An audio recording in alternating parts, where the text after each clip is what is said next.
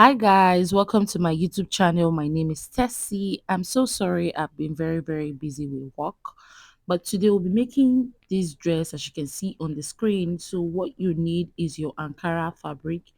So you need like 6 yards of Ankara fabric and you need like 4 to 4.5 yards of net. So I have my Ankara and I have my net with me. So we'll be cutting the down part of the gown. So for the down part, as you can see, I've chalked my starting point. This will serve as my waist. So I'm going to be taking my half length off. So my half length is 17 inches. So I took it off, and from that point, I chalk the full length of the gown. So the full length is 60, and I'll be using this as my sewing allowance. So next is to chalk the hip line. As you can see, I've chalked my hip line. After doing that, I'm just going to be placing my measurement, my waist measurement plus 2 inches sewing allowance, my hip measurement divided by 4. I'm going to chalk it down and I'll be adding 2 inches sewing allowance as well. So I'm going to connect from the waist to the hip. So after connecting from the waist to the hip, I'm going to be taking from the waist to the knee. So from my waist to my knee is 20 inches. As you can see, I've chalked that 20 inches. That will serve as my knee line. So I'll check what I have on the hip. So whatever you have, minus 2 from it and chalk whatever you have there. I minus 2 from that 12.5 inches and I chalked. So I connected from the hip to the knee. Then from the knee, I'm just going to go straight down because this is like a pencil skirt. So I'll go ahead now to cut out my print. So after cutting for the front, we'll be cutting for the back. So I folded my fabric into two. And as you can see, I chalk 1.5 inch for my zip allowance. Then I connected the line straight down. After doing that, I'm just going to place my front on the back. So what I'll do next is to cut out my fabric.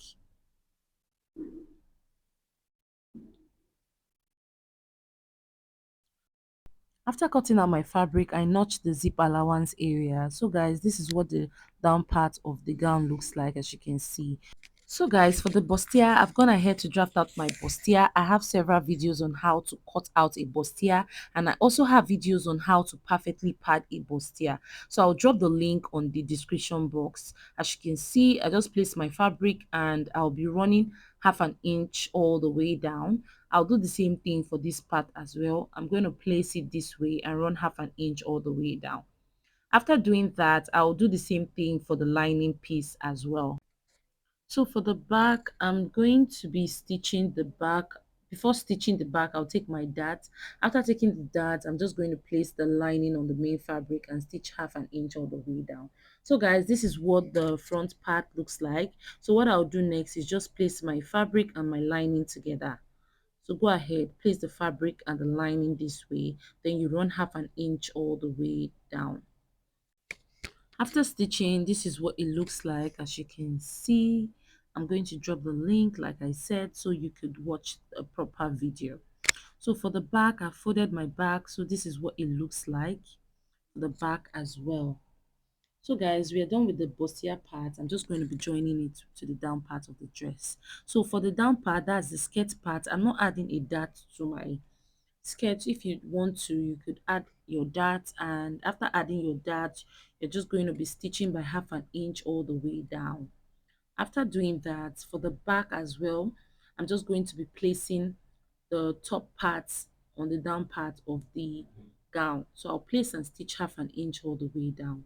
I'll do the same thing for this part as well. So I went ahead to join the front and the back together, and I'm going to be adding a zip at that zip allowance area. After doing that, this is what it looks like. As you can see, I have a detailed video on how to achieve this tube dress. I'll drop the link on the description box.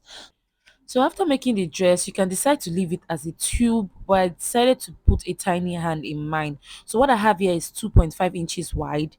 So what I did was just fold it in and stitch and turn it out. So after you must have done that, then you just place it on your fabric, then you stitch on the front part and you stitch at the back. You do the same thing for this hand as well. So for the net, I folded my fabric into two. For me, I want it very wide, so on fold I have 22 inches thereabout. So what I'll be doing next is taking the full length of the net. So you take how long you want the net area to be. So for me, I'm just going to use the full length of this net. Then I'll later cut out the Ankara part. So I'll be taking the full length of the net and we'll cut out the Ankara part to make your work easier. So on the starting point, I'm going to be using 3 by 3 for the neckline. Mind you, this is the front. So I'm using 3 by 3. So what I'll do next is just curve in my neckline. I'm sorry, the chalk is not really that visible because we are working on a net. So I'm using 3 by 3 for the neck. So on the starting point, I'll be chalking my shoulder divided by 2, which is 8 inches. And from that 8 inches line, I'm going to come down to my armhole line, which is 9.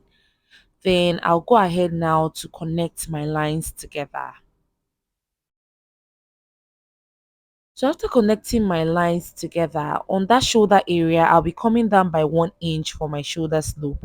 Then I'll connect from the shoulder to that 1 inch.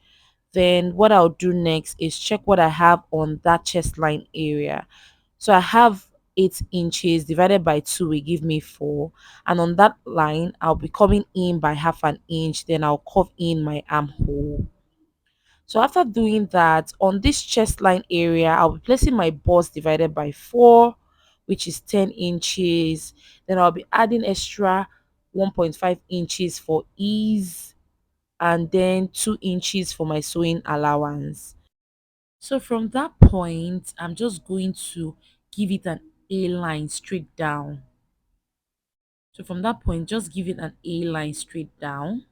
Sorry, my chalk is not really that visible, but I hope you guys understand what I'm trying to do. So from the chest line, I just gave it an A line all the way down, as you can see. So from the chest line, I just gave it an A line shape all the way down. So what I'll do now is just cut out my net. So after cutting out the front, we'll go ahead now to cut out the back. So for the back, I folded my net into 2, then I placed my front on it, just as you can see.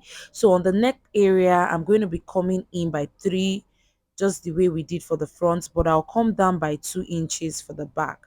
So I'm using 3 by 2 inches. So what I'll do next is just curve in the neckline for the back.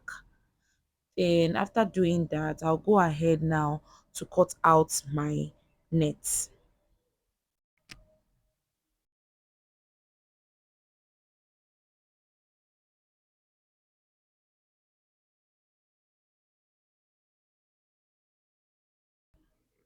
After cutting the front and the back, this is what it looks like, as you can see. So what we need to do next is chalk where we want our Ankara to start from. So now you determine how full you want the Ankara. Do you want it to start from your knee? It depends on your preference. For me, what I did was from the shoulder area, I came down to like 45 inches. So I came down to like 46 inches actually. So from that shoulder part, I just chalked 46 inches and I made a straight line. So I just connected it into a straight line, as you can see.